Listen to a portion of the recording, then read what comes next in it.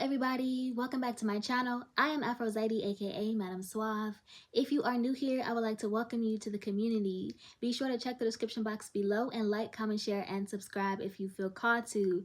And as always, please do remember to only take what resonates and leave the rest for who it is meant for. So I am very excited today to get this message out to you guys. Those who are, kind of my day ones know that I do love to teach. And so this is one of my favorite messages that I have gotten in a long time, okay? It is quite a loaded message, okay? So I'm going to try to move through though rather quickly because you guys already know, you guys already know the deal, okay? But the title of today's message is Universal Law to Establish Collective Understanding. So reference points for this message are going to be the post made on the community board dating back from the 16th through the 18th, okay? So now getting into the message, some of you have already answered this question, but my question for you is, would you know God even if he was nameless? Now, the reason that I ask this question is because you need to have an identity outside of what you have been taught to know to identify God. Because as I always say, God speaks to you in whatever language that you understand. So he tailors his voice to you. In other words, he personalizes his voice for a personal relationship with you. So personal or individual prophecy and conviction takes place on a personal level because it must speak to the heart and the spirit. The spiritual journey brings you closer to you to personalize your relationship and to make sacred your development, to protect from outside noise and influence in order to develop the voice or your voice, so that not only can you hear God's voice, but so that God can speak through you. So you pray for healing, God sends you holistic healers, doctors, shamans, Reiki healers, prayer warriors. You pray for guidance, God sends you a prophet or a teacher or a mystic or a psychic or a seer. You pray for wisdom, God sends you on a journey filled with lessons. You pray for understanding of yourself, so he gives you methods tailored to you. You pray for a way, God gives you tools or a shepherd. You pray for freedom, he sends you many different paths. You pray for deliverance, and God delivers a message telling you how to pull yourself up out of your situation. You were not created to be helpless. So you are waiting for God to show up, and he is moving through everything around you. Jonah was expecting God to help him directly, but God is formless. He is no one thing. I am that I am. God is everything everywhere. God is an elevated, evolved, higher version of your inner voice and moral compass. So all paths lead back to God when you know his voice. No path is wrong because it is yours. Only you can corrupt it. You learn through living, so give yourself room to grow and return to the home that suits you or build your own. For some of you, I'm getting that you may be a fan of Harry Potter as I was saying this, okay? So is God shaming you, or is that what the enemy wants you to believe? There is no honor in dishonoring yourself. When the connection is personal, no one can disconnect you from that. So if it is not of your own will, it is not pleasing to the will of God. True reverence is not found in what is forced, but it is meeting, experiencing, understanding, and becoming one with the force. This was not at all meant to be funny, but for some of you, I am also picking up on a Star Wars fan here, okay? Now, I want to make the clear distinction that the acknowledgement of something does not equate to the worshiping of that something. So lots of people acknowledge God without actually worshiping God, but it is the first step to gaining knowledge, right? Critical thinking is a very necessary tool for survival, and this is why I believe that conforming the mind before developing the mind can be both a detriment and hindrance to both spiritual and mental well-being, okay? I was getting that for someone here, you may be a student, whether this is in college or just school in general, you may be writing some sort of essay at this time, okay? I was picking up on psychology of religion, okay? So one thing that I have witnessed within religious culture, and specifically with Christianity, and the reason that I am emphasizing Christianity is only because it is a non-cultural religion that is globally accepted and has become standardized. But what I have witnessed with some believers is that they will use religion to justify the same things that they preach against because of a difference in name or association with, which demonstrates the fact that religion is not an extinguisher of moral corruption. And just follow along, we are going to get into it, okay? So again, the lessons in the Bible are indirect. So you will hear it preached that they are no longer under the law, but you are under the law for as long as you conform to the law, because you are still ruled by sin as long as you continue to resist sin rather than absolving sin through moral and spiritual integrity, which does not come from obedience but through willful desire. Someone, you may be studying criminal justice or some sort of law major. I was also picking up on social criminology, okay? So whether or not you are under the law is personal, but you are not automatically exempt from the law because you are in the church or quote unquote saved, okay? So, and this goes back to identity and how one identifies. Now, this is not a literal identity, but a corresponding identity in accordance with a soul's evolution that is represented by people and principles in the Bible. So if you begin looking at them as nameless or impersonified characters, which is also letters, okay, you will begin to see it more as symbolism and lessons, and sometimes you can identify with more than one. So you guys are going to get to see me do this, okay, taking characters or letters and transforming it or deciphering symbolism from it. However, I'm not going to do this with a person. I'm going to do it with a sin, okay? So this is considered esoteric wisdom, which is the same as occult knowledge or wisdom, okay? Which many people with no understanding, shall I say, many people with no understanding make it sound evil or scary, okay? It just means hidden, secrets, or concealed. So there is an argument on whether or not esoteric is needed in order to understand doctrine, okay? And obviously doctrine comes from the Bible, okay? So the esoteric is non-negotiable because the Bible itself is an esoteric text, okay? Therefore, you cannot understand the Bible without getting into esoteric, okay? So symbols make up the entire text, and this is why I personally stick to the King James Version, okay? Now, and you can use the others as reference, but King James Version is going to be the most authentic. That is widely used in the Western church, okay? So yes, there are two others that are older than the King James Version, but the King James Version is the widely accepted version that most people use. I haven't been to church in a very long time, okay? So I don't know how many people are still using King James Version, but that has always been a staple, okay? So a lot of people kind of get caught up in the history behind the King James Version Bible, or at least that is what I've been seeing today, right? So maybe many people still do not care. Personally, I don't really care about the history of how the King James Version Bible was created, okay? One thing you guys always know is I tell you guys a lot of times I'm going to separate any history of a person from the context, or basically I do not allow who created something to kind of dictate my perception of it, because when you view knowledge for what it is rather than viewing it from the lens of someone, and yes, you still kind of have to utilize the intention behind them creating something to actually understand it, but when you are able to look at it from your own personal lens through, not necessarily through, but after kind of deciphering their lens, you can get down to the root and the purest version of the knowledge and the truth that was being utilized, if that makes sense, okay? One thing about me, I always say the truth is still the truth no matter who tells it. So anyways, so as I was saying, yes, so a lot of people get caught up in the history behind it, okay? But also then it's like, to me though, do you not want to know what you are reading and what the foundation of your faith is, okay? That is a little questionable in my eyes and in my opinion, okay? So now let me get into this breakdown. So I mentioned when you have demons who worship you, and once again, only take this if it resonates, okay? And you will know because you will not welcome it. This is not something that you welcome. This is not something that you want nor enjoy, okay? You will be repulsed by it, okay? So this is what we call idol worship.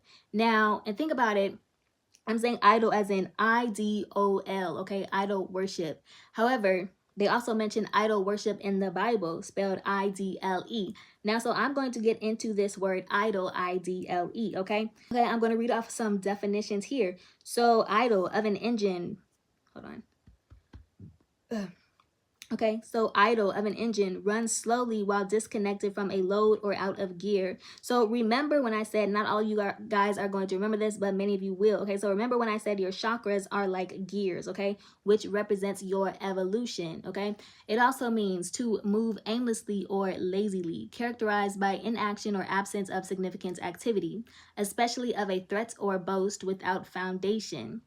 Right. So they idolize and worship you because of the power and authority that you carry. Okay, this is something that I already mentioned. So power is fuel. Authority is the foundation of which that power is sourced and stabilized.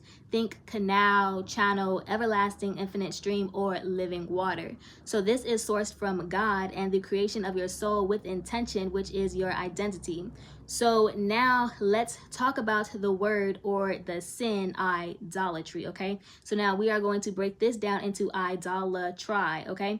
So starting off first with the letter I, okay? So I in Hebrew means I am.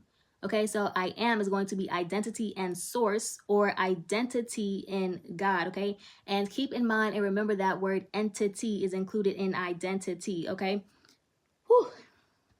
All right, so now we're moving into dol, D-O-L, okay? So this means pain, grief, or sorrow. So this sounds a lot like soul, as in S-O-L, like the sun, okay? Sounds like soul, or soul, as in your soul, okay? And with D, it's the death of the soul, light, sun, or son of God. So this is the dark side of the ego. Remember, the crucifixion signified corruption. So A, or A in Spanish, means two, and in Hebrew it means strength, power, leadership, also master or teacher. So try is attempt, also test, okay? So and D in Hebrew means door, okay? So they view you as a door, which you are, but they view you as a cheat sheet to a test that cannot be passed without embodying, because this is a journey of the heart, okay?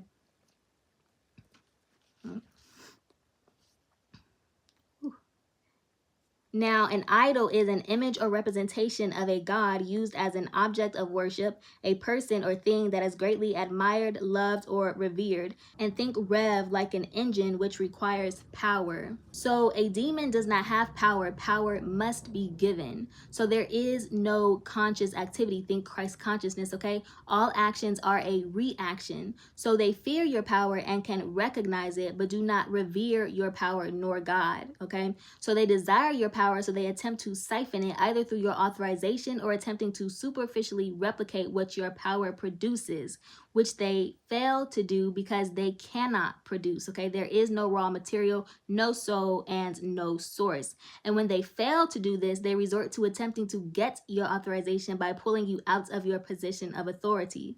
So the more power and authority that you have, the more that they worship. So when a demon cannot be cast out, their obedience is in their demonstration, okay? Meaning they hear and understand the command. Now, the demon does, okay? The demon can hear and understand the command. The vessel does not, okay? The vessel does not comprehend.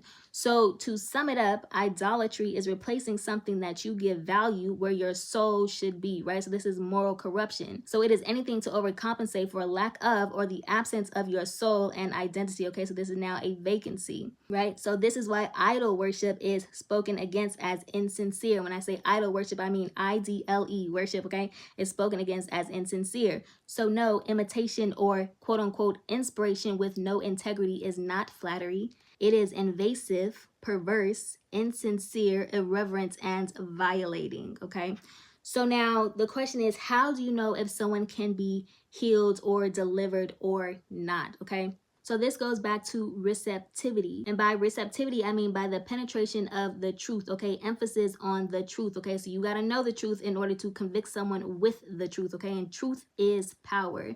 And so you will know that they cannot be delivered, especially when the delivery of that truth does not matter, okay? So this means the way in which you deliver the truth, okay, does not matter. They still cannot be convicted, right? You cannot convict someone with no morals, okay? So the presence of morals must exist in order for you to convict, okay? So no conviction, no change. Instead, they will try to convince, okay? They will try to convince with no submission or obedience to God. So conviction will usually be accompanied by guilt. So this is not always, it really depends on the circumstance, okay? Now, this is not a bad thing when I say guilt, right? This is not a bad thing, but the guilt must be accompanied by admission. Confirmation, okay? But sorry, but the guilt must be accompanied by admission because pride will tie the bind, okay? So sometimes that admission will be indirect, but a direct admission to God through submission and change of action, okay? So you will feel the shift. Now, a demon's admission is accompanied by both pride and guilt and is demonstrated through their actions, right? So there is no shift, the bind just grows tighter. There is also a difference of guilt, okay? So one is rooted in pride and ego, which is not guilt or remorse. It is a fear of exposure and being compromised. The other is rooted in morality. So you have to understand the demon before you inherit authority over them. So it is like taming a wild animal, okay? So this is why it is important to understand yourself before and without shaming yourself, okay? So now when we get into hoodoo, which has roots in the Bible, African spirituality, indigenous spirituality, and also church, although all do not attend church, but especially those who do not remember or know their roots, okay? So those who do and those who do not, okay? So especially those who do not remember or know their roots or who deny their roots because of the belief that cultural and spiritual beliefs cannot coincide or coexist. So you now have ancestral curses that are rooted in shame, and that is where we start getting into root work, okay? So God works in mysterious ways, and so does the enemy. So you cannot outsmart the enemy if you are not thinking, and that is how many remain in a slave mentality or slave syndrome without knowing it. So a firm mind makes for a hard heart that makes it hard to hear, right? So many people such as us, okay, practice hoodoo without knowing it. So it may not be as deep as someone who is in touch with their roots, but there are remnants, and some of us are taught and trained by our ancestors, okay, such as myself. Okay, I felt like some of y'all were curious a lot recently. Okay, I have not had not one mentor, okay, just faith, obedience, and a very, very faithful spirit team that I love with all of my heart, okay? So and this is because we sought out our ancestors or they sought us out. Okay, so once again, identity, and we can identify them because of our security in our identity, meaning we can also identify who is not our ancestor or who is not for us, right? And so your practices are also going to be tailored to your roots, right? So everyone's practices are not necessarily going to be directly identical to the other. May they share similarities? Yes, but they are not always going to be the exact same, right?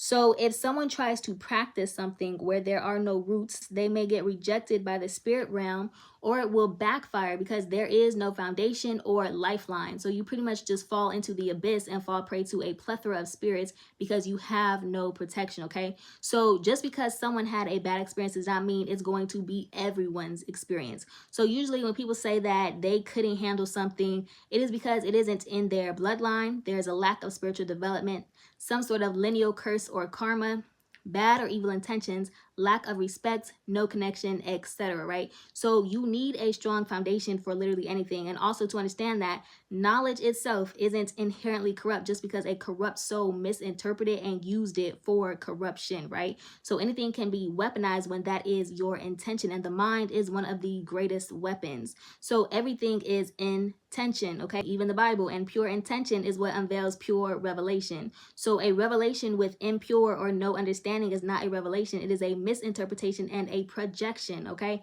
Which brings us to a full circle back to speaking in false tongues over a congregation, whether it is in a church or anywhere else, okay? So one cannot consent without first being informed. So that is what we call spiritual trespassing, or attempting to bypass spiritual law to gain authorization, okay? So demons need people to shield them, and they do not recruit other demons to protect them. They recruit angels without them knowing it, okay? So angels do have different levels of rank and authority because all do not serve the same purpose, and some operate in many purposes, okay? Training armies of angels, okay? So this is with anything, and that is why I prioritize teaching as well as foundation and protection, okay? That is a divine law, meaning this is both a spiritual and a natural law, okay? And it is very, very poor leadership to send people into something unequipped and unprepared, right? So now I may be, a little overboard OCD about mine, and yes, oftentimes I do stress myself out, okay? My brain will automatically try to fill in any gaps that others might not, okay? So this is kind of like a blessing and a curse. It's a work in progress, okay? So I do be trying to leave room, for spirit to kind of speak to you guys directly without me trying to fill in every gap and hole. And, I did my best. I feel like I left some space because I feel like I'm still thinking, okay? Like I'm still thinking. I'm looking at the things that I've given you guys, and I'm having more thoughts. Okay, I don't think you guys want to know just how deep I was actually about to get into this message, because it was about to turn into a bunch of math equations, okay, but not with numbers, okay, if that makes sense. So I try to leave room and space for Spirit to speak to you guys directly, but I would rather know that I did my due diligence, okay? You can't protect anyone from themselves, but at bare minimum, they need to be informed, right? And if you fail to inform yourself properly, emphasis on properly, before doing something all willy-nilly, that is a very, very personal problem, okay? So exercising knowledge and wisdom is the base principle before doing anything, okay? But lack of morality itself is a curse within itself, okay? So I don't know about you guys, but this message had me fired up, okay? And it is time to clean up. I was hearing clean house, all right? That is the end of today's message. I really do hope that you guys got something from this message. I hope that you enjoyed it as much as I did delivering it to you guys and kind of building it for you guys, okay? So that is all I have for you guys. If you got anything from this message, or if you enjoyed this message, or if you simply resonate with me, my channel, my content, etc., I do ask that you like, comment, share, and subscribe if you feel called to, and I will see you guys on next time. Love you all so much, and stay safe, okay? Love you. Bye.